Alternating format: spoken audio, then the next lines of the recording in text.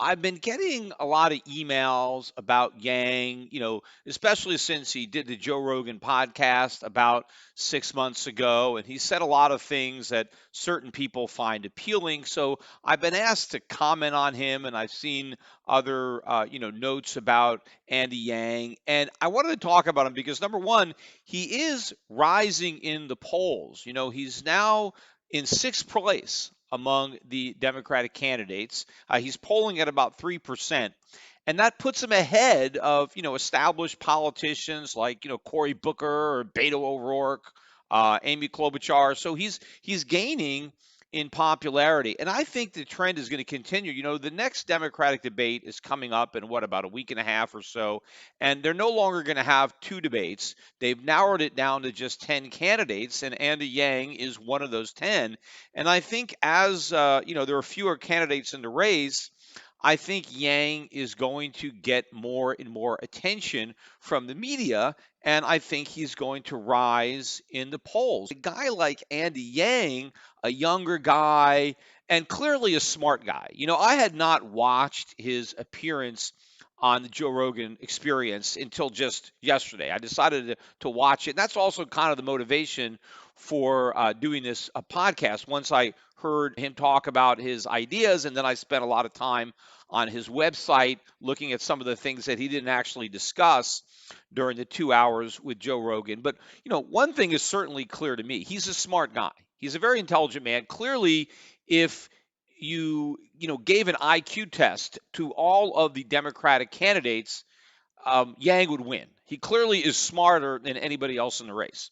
But that being said, even though he's a very smart guy, the things that he is believing in or the things that he's espousing, this is some really dumb stuff. I mean, pretty much everything that he's advocating is really, really dumb.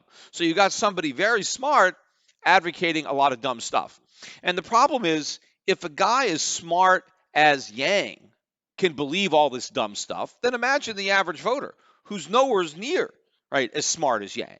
And this guy, he comes from very intelligent parents.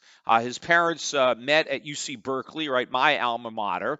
He is Chinese. I mean, his parents were all from Taiwan, but ethnically they're Chinese.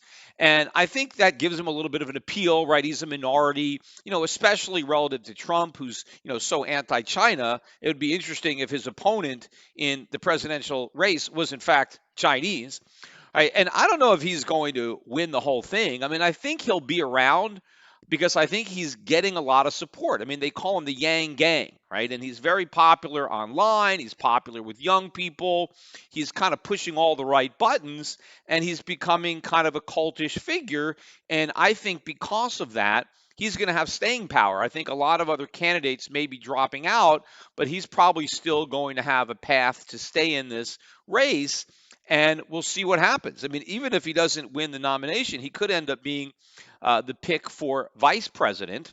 I would love to debate Andrew Yang. I mean, I think it'd be a great debate, first of all. I mean, I think he could certainly articulate his nonsense in a very intelligent way. And I think I could basically, blow it all away.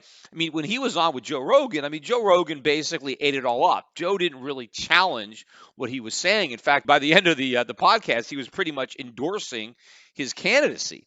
And so I would love to debate the guy. In fact, I'd debate him on Joe Rogan. I mean, that'd be a great forum. Joe could be the moderator, and I could debate Andrew Yang. Now, this is an official challenge by me. Now, obviously, I don't think Yang would accept the challenge. I don't really know what's in it for him to debate me. I mean, he's running for president. I mean, he doesn't need to waste his time debating me. I mean, it's great exposure for me. I'd love to be able to debate the guy.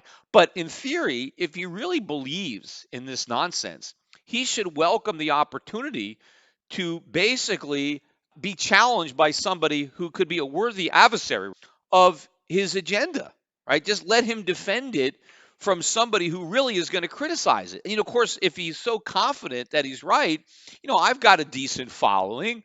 If he can convince my following to vote for him, right? I mean, a lot of people will hear the debate, and if he really believes that he's right and that he can basically beat me in this debate, then he may be able to pick up a few 100,000 voters, which could certainly help. So there could be something in it for him. I mean, clearly, if he waits until the campaign is over and he's no longer a candidate, I'd still be willing to debate him on these issues. But it would certainly be a more interesting debate if we had it while he was still running. I don't really know how to entice him. I mean, I could, make a donation. I can give a maximum donation to his campaign. I mean, maybe somebody could launch a GoFundMe site or something. We could all put in a bunch of money and say, "Hey, why don't you debate Peter Schiff?" And just for agreeing to debate, we'll give some money to your campaign. Although I'm not really sure I actually want to aid him in his campaign. I mean, that wouldn't really be good for the country because I think the Yang presidency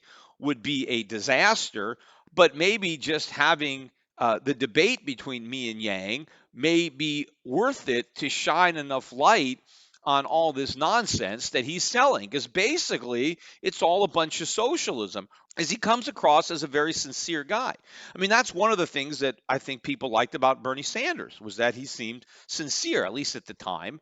And I think Yang comes across as a nice guy who's not a career politician, who cares about the country, and he has a message that, if you don't really understand economics, if you're not very literate, which is pretty much just about every voter, certainly the Democratic Party, I can see why his message would be popular. And so I want to just early on just shoot as many holes in this as I can. And so once you've listened to this podcast, my goal is that you share it. There is nothing new about what Yang is repackaging and selling. It is a bunch of nonsense. Politicians, socialists, demagogues, right, have been spewing this stuff. They've been promising these freebies. They've been trying to scare people into thinking that they have to fear progress, that they have to fear capitalism, and that the solution is to elect somebody who is going to make their problems go away, right? And every time this has been preached, it has always failed. Right? And there's nothing different. There's nothing new about what Yang is saying.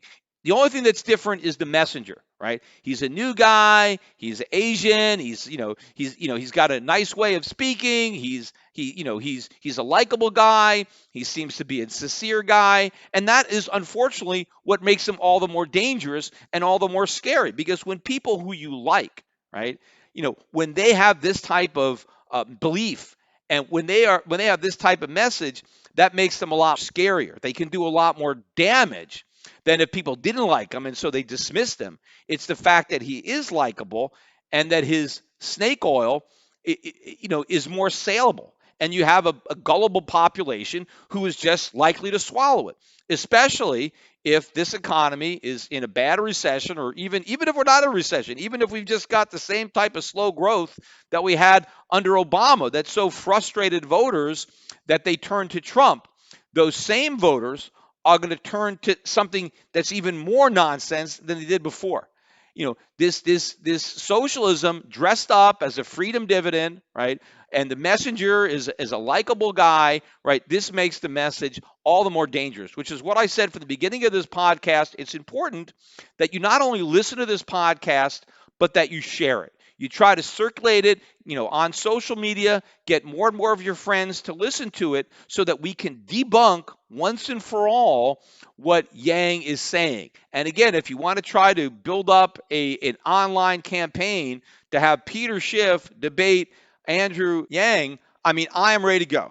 Right? I mean, I will debate Yang anytime, any place, anywhere, whether it's Joe Rogan podcast or anywhere else. I'm up for the debate because I am confident that free market capitalism will win out over the Yang socialism that he's trying to con people into believing. And so if he has any confidence in what he's saying, if he actually thinks it could stand up to some real criticism, not the nonsense he's going to get from these lame brains up at the Democratic debate, right? If he really wants to put his crazy ideas to the test, then I'm the guy to test it. The idea of this freedom dividend, it's very catchy. It's great politics. It'll make a great bumper sticker. But the freedom dividend is neither a dividend nor does it indicate freedom.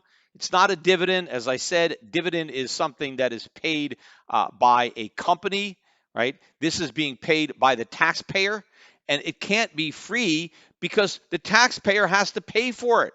So it doesn't create freedom. It diminishes freedom because the taxpayer is now on the hook to fund this freedom so-called dividend. So that diminishes our freedom if now we have to provide every man, woman, and child with $1,000 because it doesn't come from the government. Again, the government has no money to divvy up.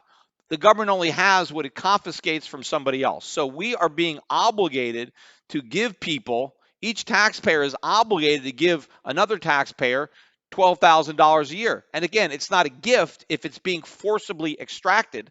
So our freedom is being diminished because the income that we earn is being diverted and given to somebody else against our will. And this is something that needs to be opposed. We cannot allow somebody to usurp the cause of freedom and liberty and try to peddle slavery and enslaving a population and obligating them to pay this universal basic income in addition to the enormous welfare state that Andrew Yang now wants to make even bigger. We need to expose this for what it is. And this YouTube video, this podcast, I think will go a long way in shining the light of truth on this fraud.